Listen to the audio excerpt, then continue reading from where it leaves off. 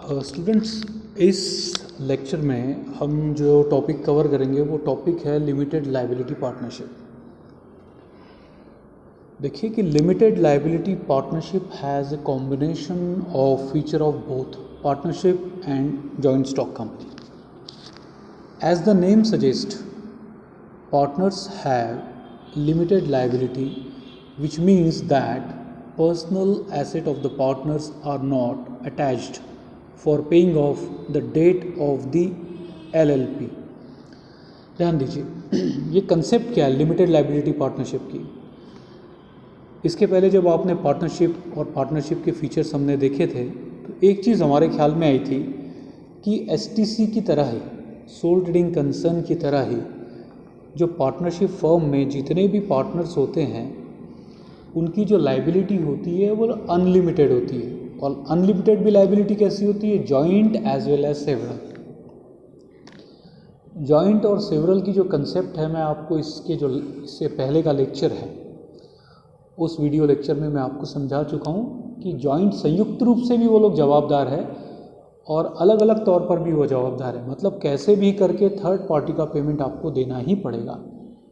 अगर आप में से कोई भी पार्टनर अगर खुद का हिस्सा, खुद का कंट्रीब्यूशन, खुद की लाइबिलिटी पे करने में सक्षम नहीं है तो बचे हुए बाकी पार्टनर्स को भी उस बचे हुए पार्टनर का भी पैसा कंट्रीब्यूट करना पड़ेगा, लेकिन आपको थर्ड पार्टी की जो लाइबिलिटी है वो पेड करनी पड़ेगी। तो ये जो लाइबिलिटी है ये अनलिमिटेड होती है पार्टनर्स की, और ये सबसे जो है इसका सबसे डीमेरिट है पार्टनरशिप फर्म का।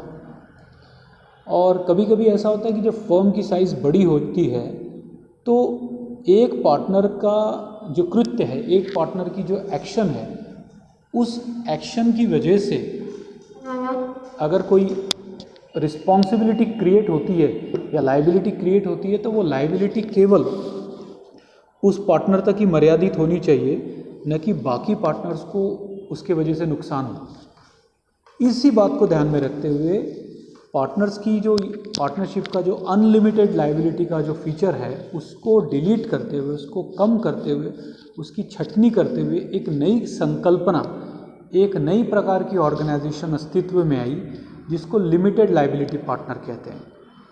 एक्चुअली लिमिटेड लाइबिलिटी ये जो फीचर है ये तो जॉइंट स्टॉक कंपनी का जो शेयर होल्डर होता है उसको, जॉइंट स्टॉक कंपनी का ये मेरिट है, उसका ये प्लस पॉइंट है कि जॉइंट स्टॉक कंपनी का जो शेयर होल्डर है उसकी लाइबिलिटी लिमिटेड होती है। लिमिटेड मतलब सीमित उसकी जवाबदारी, कहाँ तक? जितने के शेयर्स उसने खरीदा है केवल वहीं तक उसकी लाइबिलिटी मर्यादित होती है।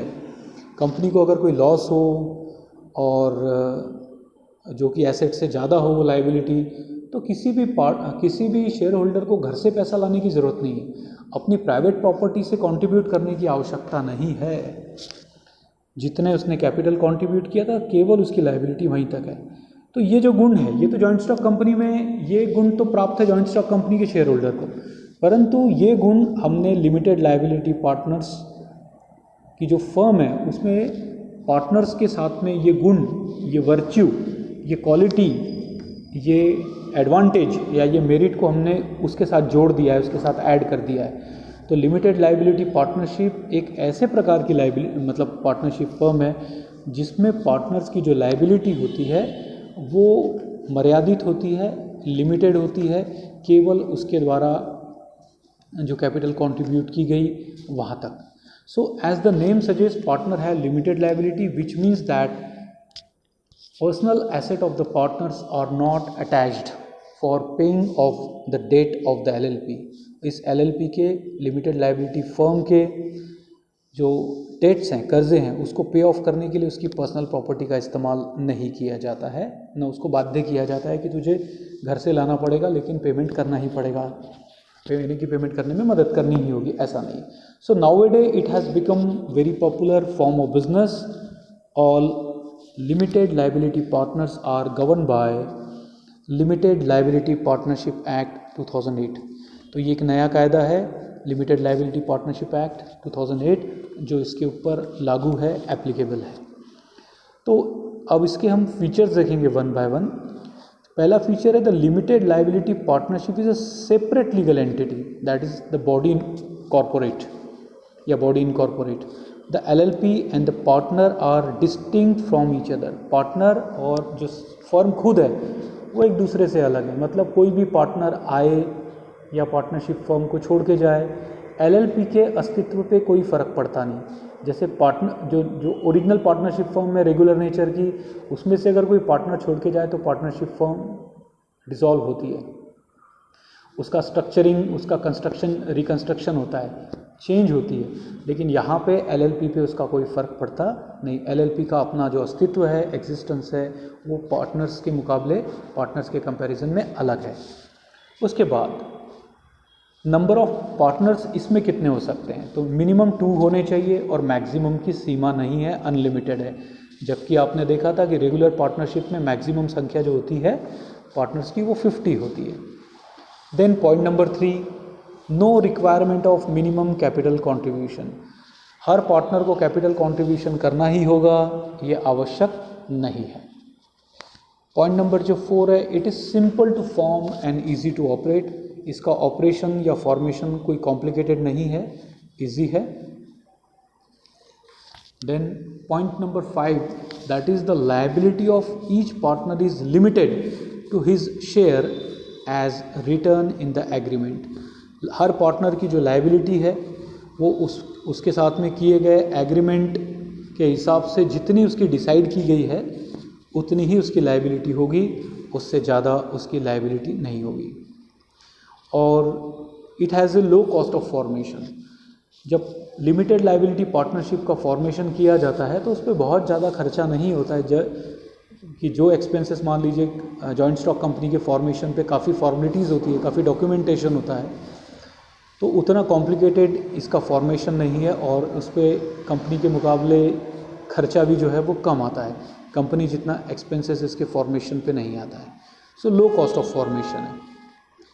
उसके बाद में पॉइंट नंबर जो 6 है वो है there is no restriction on joining और leaving the LLP except as stated in the partnership agreement. कोई भी नया पार्टनर अगर पार्टनरशिप फर्म ज्वाइन करना चाहता है तो वो ज्वाइन कर सकता है. उस पर रिस्ट्रिक्शंस नहीं होते हैं, दूसरे पार्टनर का बंधन नहीं होता है. और अगर कोई पार्टनरशिप फर्म को लीव करना चाहता है, छोड़ना चाहता है, तो भी वो पार्टनरशिप को छोड़ सकता है.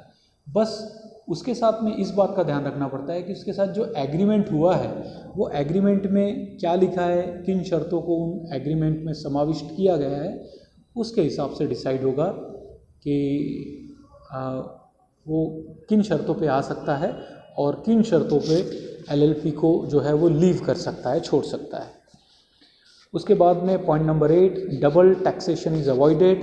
There is no tax on the share in the profit. तो डबल टैक्सेशन वाली बात जो है वो इसमें नहीं है. ये सबसे बड़ा फ़ायदा है पार्टनर्स के दृष्टिकोण से. होता ऐसा है नॉर्मली कि अगर पार्टनरशिप फर्म में जो प्रॉफिट आपको प्राप्त हो रहा है उस पे भी आपको टैक्स देना पड़ेगा. और बाद में जब आपकी पर्सनल इनकम आ जाएगी तो जब आपकी पर्सनल इनकम का असेसमेंट किया जाएगा वहाँ पे भी आपको इनकम पे टैक्स देना पड़ेगा. अगर इस तरीके से सिचुएशन बनती है तो उसको डबल टैक्सेशन कहते हैं. पर LLP में ऐसा नहीं होता. LLP में अगर आप पार्टनर हो और उस पार्टनरशिप फर्म को जो प्रॉफिट हुआ और उसका प्रॉफिट का एक हिस्सा आपको प्राप्त हुआ क्योंकि आप पार्टनर हो, तो वहाँ पर आपको टैक्स देने की ज़रूरत नहीं है. वो प्रॉफिट जो आपकी जो इनकम है, जब आप अपनी इनकम स्टेटमेंट में उसको शो करोगे, आपके इनकम टैक्स रिटर्न में जब शो करोगे, बस तभी उसी समय अगर उसके ऊपर टैक्स का कैलकुलेशन होगा तभी आपको टैक्स देना है. अदरवाइज़ आपको टैक्स देने की आवश्यकता नहीं है. मतलब डबल टैक्सेशन जो है वो पेड नहीं करना पड़ता है. तो ये था आपका लिमिटेड लायबिलिटी पार्टनरशिप.